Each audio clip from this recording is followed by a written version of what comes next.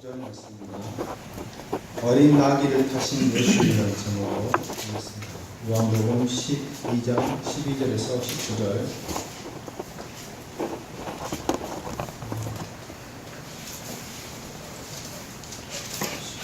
제가 먼저 읽겠습니다. 그 이튿날에는 명절에 온 큰 무리가 예수께서 예루살렘으로 오신다는 것을 듣고 종려나무 가지를 가지고 맞으러 나가 외치되 호산나 찬송하리로다 주의 이름으로 오시는 이고 이스라엘 왕이시로다. 예수는 한 어린 나귀를 보고 타시니 이는 기록된 바 시문에 따라 두려워하리라. 돌아와 여호와는 나귀를 타고 오신다고 하더라. 제자들은 처음에 이 일을 깨닫지 못하였다가 예수께서 영광을 얻으신 후에야 이것이 예수께 대하여 기록된 것임과 사람들이 예수께 이같이 한 것이니 생각났더라. 사람을 무덤에서 불러내어 죽은 사람 가운데서 살리실 때 함께 있던 무리가 증언하더라. 이에 무리가 예수를 맞으면 이 표적 행하심을 들었음이러라. 바리새인들이 서로 말하되 굴절하라 너희 하는 일이 쓸데없다. 돌아온 세상이 그를 따르노라 하니라. 어린 나귀를 타신 예수님 제목으로 함께 은혜 나누고자 합니다. 이 말씀 특별히 준비한 것이 아니고 제가 해오던 요한복음 목차를 쭉 따라가다 보니까 오늘 또 이상하게 이 말씀하고 또 맞는 것 같습니다. 지난 9일 우리는 제19대 새로운 대통령을 맞이했습니다. 지난 6개월간의 촛불 전국 과정 동안 국민들은 불통과 교만의 상징처럼 되어버린 박근혜 대통령을 보면서 무엇보다 새로 당선되는 대통령은 국민 이외에 군림하는 대통령이 아니라 낮아져 국민을 겸손히 섬기고 국민과 격의 없이 소통하는 대통령을 간절히 원했습니다. 그래서 이렇게 새롭게 당선된 대통령은 당선 소감에서 자기를 지지하지 않았던 국민들까지 섬기는 국민 모두의 대통령이 되고 싶다고 힘주어 약속하였습니다.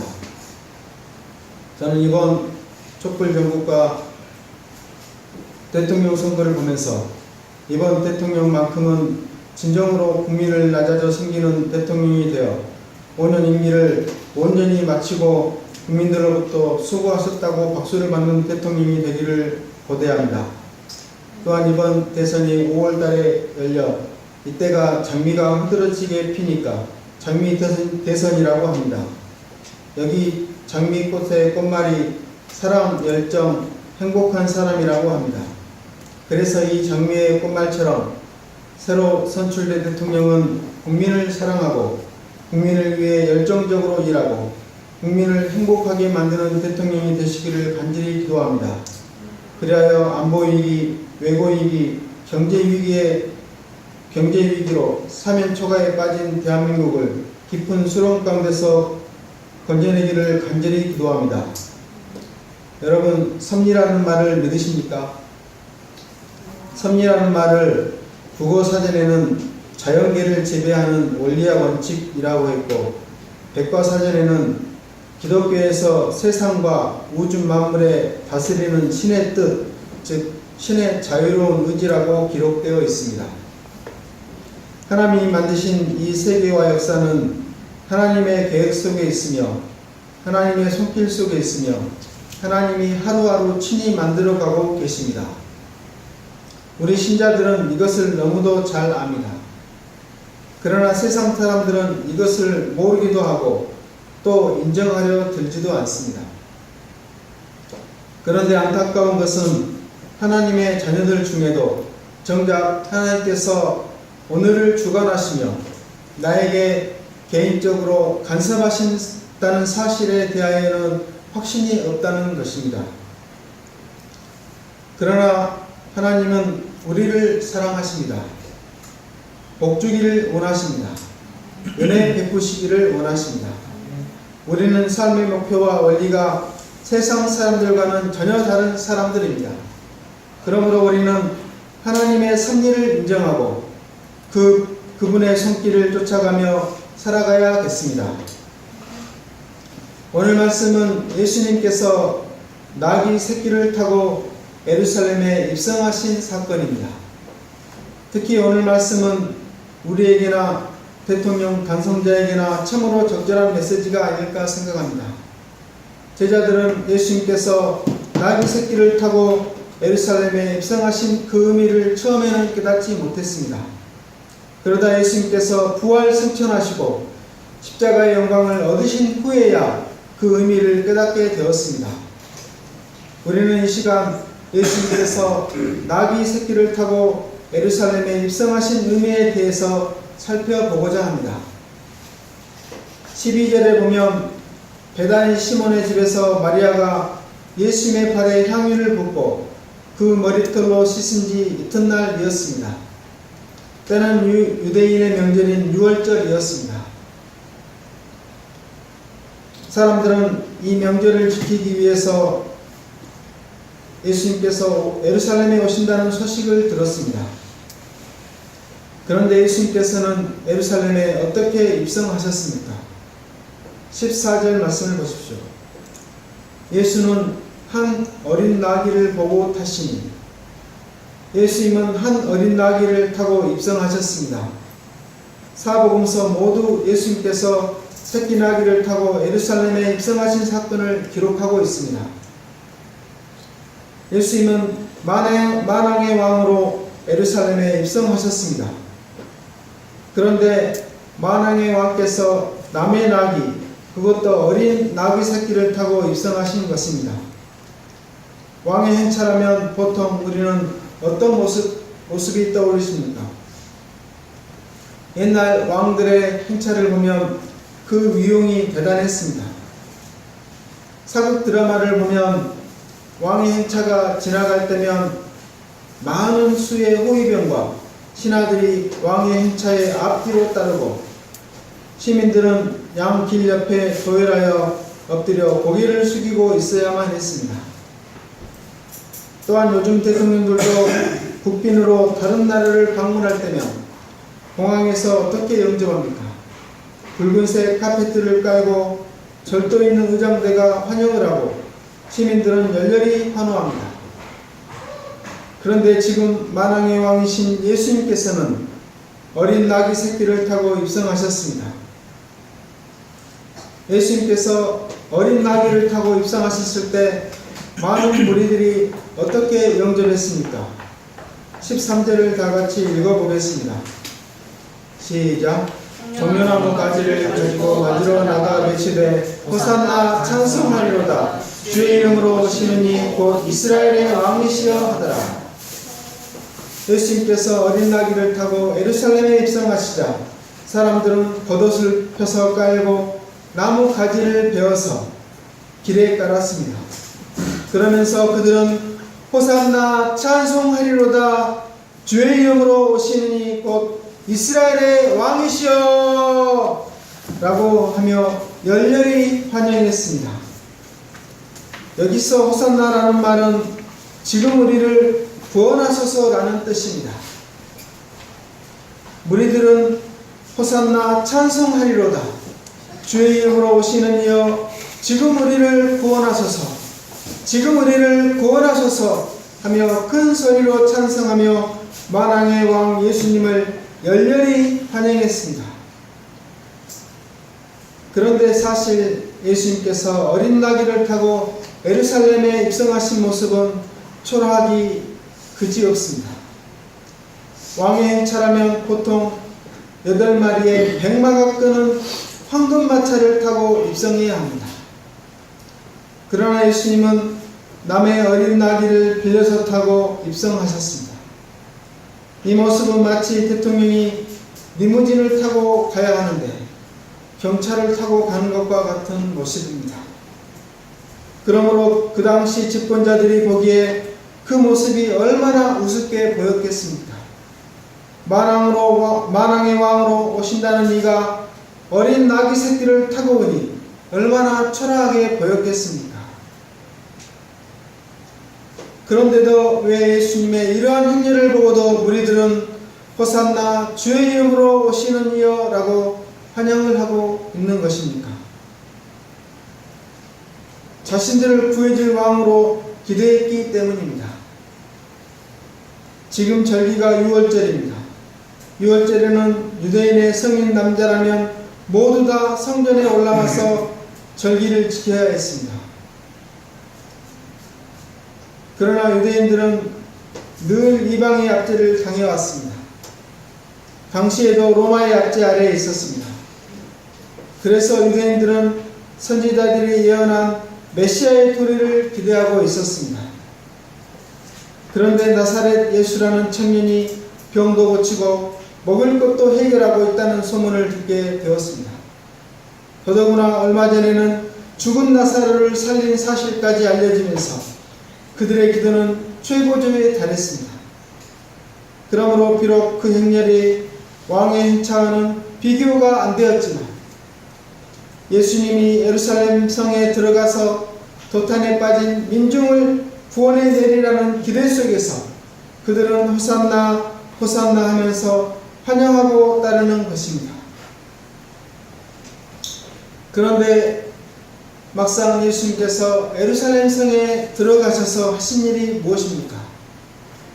마태복음 21장 12, 13절에 보면 예수님께서는 성전에 들어가셔서 성전 안에서 매매하는 모든 자를 내어 쫓으셨습니다. 돈 바꾸는 자들의 상과 비둘기 파는 자들의 의자를 둘러 엎으셨습니다. 그리고 저희에게 기록된 바 내 집은 기도하는 집이라 일컬음을 받으리라 하였거늘 너희는 강도의 소굴을 만드는도다 하며 책망하셨습니다.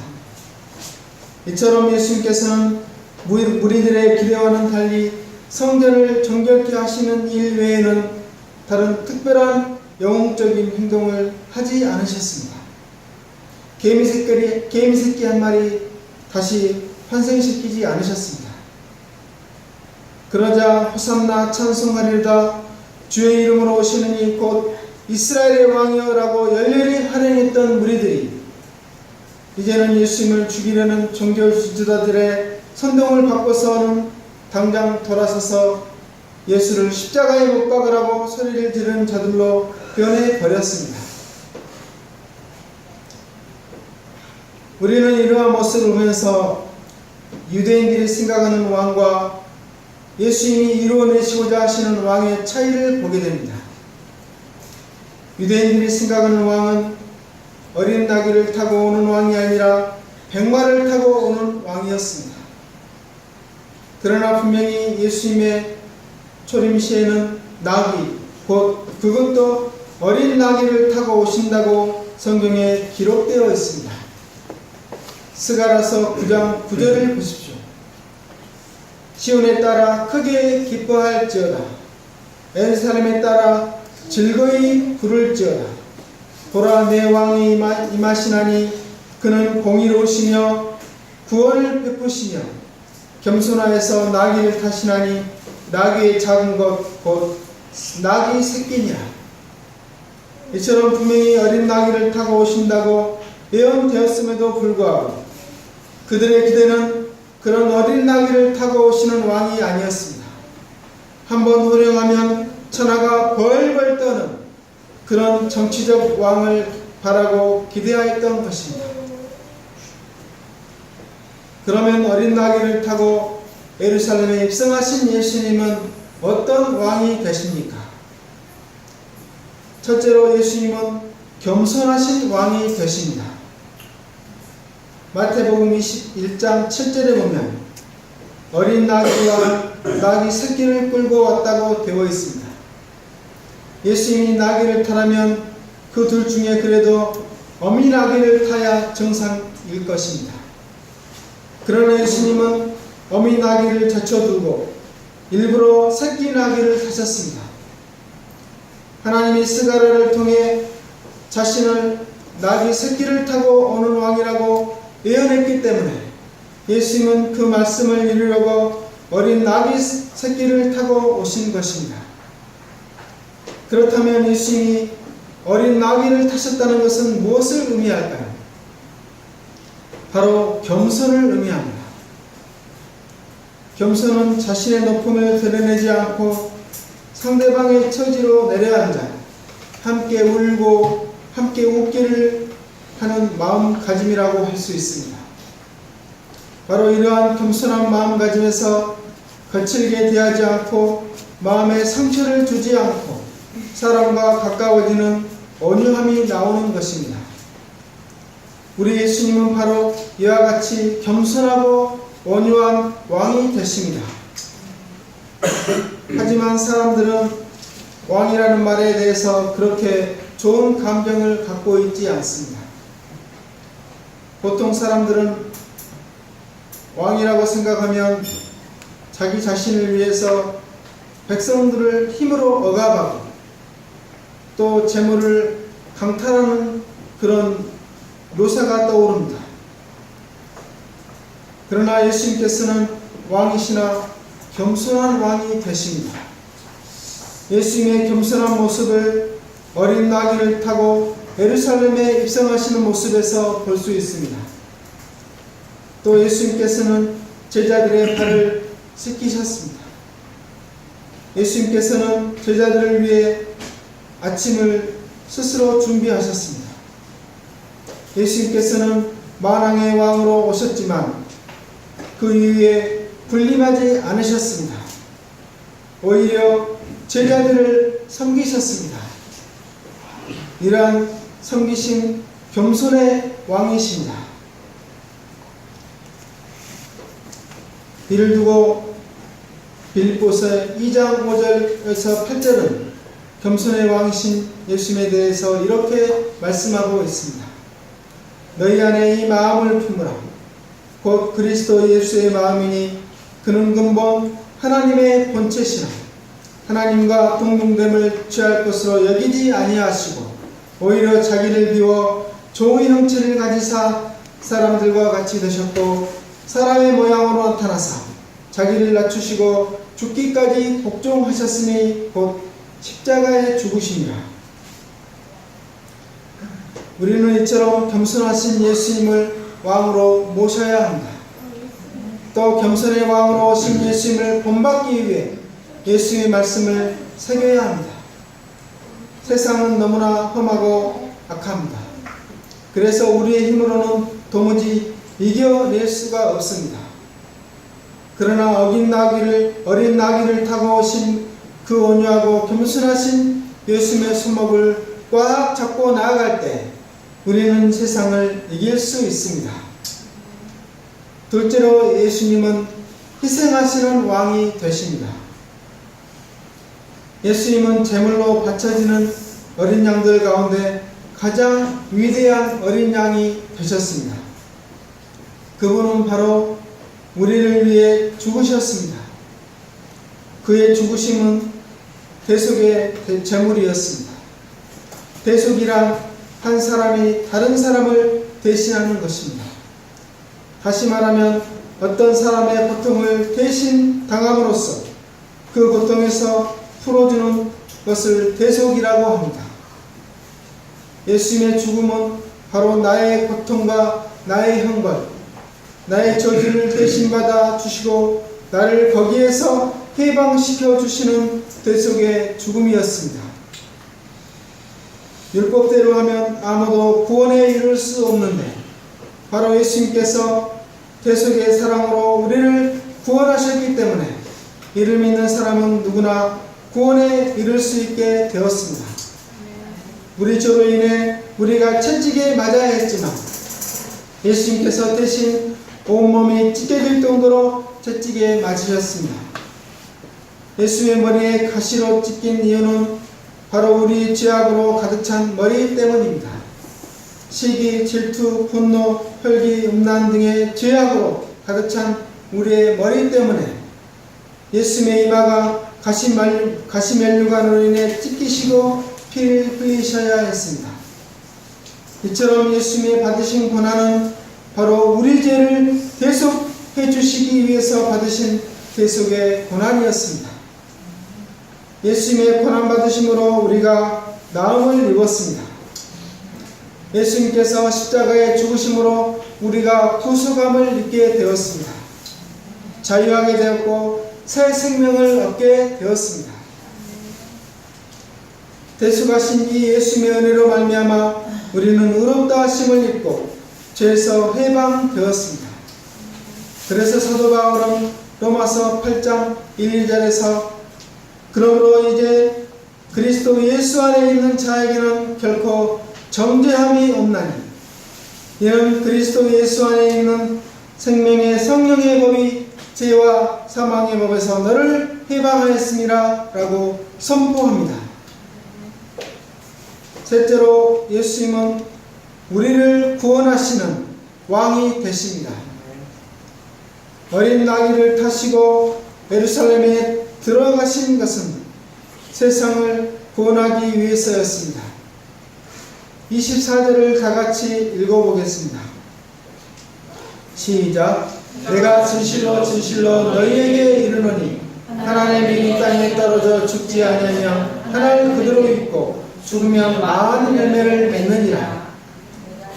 여기 하나님의 밀은 누구를 가리킵니까? 바로 예수님입니다.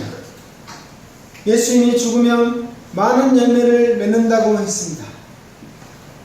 많은 열매 중에 하나가 바로 저와 여러분입니다. 예수님이 이 땅에 오신 목적은 이 세상에서 하나님 없이 멸망으로 치닫고 있는 수많은 사람들을 구원하시는 것이었습니다. 32절을 보십시오. 내가 땅에서 들리면 모든 사람을 내게서 이끌겠노라 하시니 십자가에 죽이신 예수님 때문에 온 세상의 모든 사람들이 예수님을 믿고 구원받는 날이 오게 된 것입니다. 이 얼마나 감사한 일입니까? 말씀을 정리하겠습니다. 오늘날 교회들의 모습을 보면 도대체 어린 나귀를 타고 오신 예수님을 원하지 않는 것 같습니다. 티코를 타고 오는 것보다 외제차를 타고 오는 성도가 오면 대우가 달라지는 곳이 바로 교회입니다. 또 사람이 많이 모이는 교회, 소위 대형 교회 목회자들이 인정받고 대접을 받는 시대입니다. 교회의 평가 기준이 물질주의로 권력 위주로 변해버렸습니다. 이것이 오늘날 우리 교회의 모습입니다. 이러한 교회의 모습들은 분명 예수님이 원하시는 교회의 모습이 아닐 것입니다. 마태복음 20장 20절을 다 같이 한번 읽어보겠습니다. 시작. 인자가 온 것은 섬김을 받으려 함이 아니라 도리어 섬기려 하고 자기 목숨을 많은 사람의 대속물로 주려 함이니라. 섬김과 희생입니다. 요즘 문재인 대통령의 탈권위주의적 행보가 연일 언론과 네티즌들의 주목을 받고 있습니다. 특히 대통령이 의자에 앉을 때 수행 직원이 옷을 벗는 것을 도와주려 하자 이를 사양하는 대통령의 모습이 대서특필되었고 특히 중국의 언론들은 이 모습을 파노라마 사진으로 실는 등 큰 관심을 보였다고 합니다. 별것 아닌 것 같은데 이제까지 접하지 못했던 높은 사람의 모습인지라 조금 낯설고 신선하기까지 했습니다. 예수님은 겸손히 낮아지셔서 우리를 섬기셨습니다. 또 예수님은 우리를 구원하시기 위해 자신을 희생하셨습니다. 우리가 예수님께서 십자가를 지시기 위해서 예루살렘에 입성하시면서 왜 어린 나귀를 타시고 가셨는지 깨닫고 이런 예수님의 모습을 묵상하면서 살아가는 저희가 될 수 있기를 간절히 기도합니다. 또한 성령님께서 은혜를 주셔서 어린 나귀를 타고 오신 예수님, 십자가의 죽으심으로 우리를 구원하신 예수님을 나의 왕으로 영접하게 도와주시기를 간절히 기도합니다. 우리와 우리 교회들이 이런 예수님의 겸손과 희생을 배워서 낮아져 섬기는 저희가 될 수 있기를 간절히 기도합니다.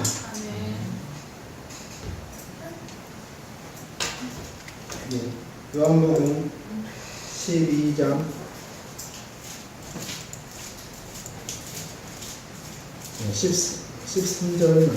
14절 말씀 읽고 마치겠습니다. 14절 시작. 예수는 한 어린 나귀를 보고 자신이 은혜와 사랑이 풍성하신 하나님 아버지, 예수님은 이 땅에 만왕의 왕으로 우리를 구원하시러 오신 왕이셨지만, 그러나 예수님은 자신을 드러내시지 않고 겸손하게 예언된 대로 어린 나귀를 타시며 우리를 위해 십자가에 죽기까지 희생하셨습니다. 저희가 이 예수님을 생각할 때 우리 자신을 보게 됩니다. 우리 스스로 높아지려 하고, 우리 스스로 교만해지고, 우리 스스로 다른 사람들 앞에서 척을 합니다. 하나님 아버지, 예수의 모습은 우리의 이름 모습과는 전혀 다르십니다. 우리는 높은 자리에 올라가려 하나, 그러나 예수님은 오히려 낮아지셔서 가장 높은 곳에 올라가셔서 천하를 호령하는, 천하의 높임을 받는 그런 위대한 왕이 되셨습니다. 저희가 이 예수님의 겸손과 희생을 배워서 우리 주위의 사람, 또 우리나라의 사람을 섬기고 희생할 수 있는 그러한 저희가 될 수 있도록 도우시기를 간절히 기도합니다. 이 시간 말씀을 주심을 감사하며 예수님 이름으로 기도합니다.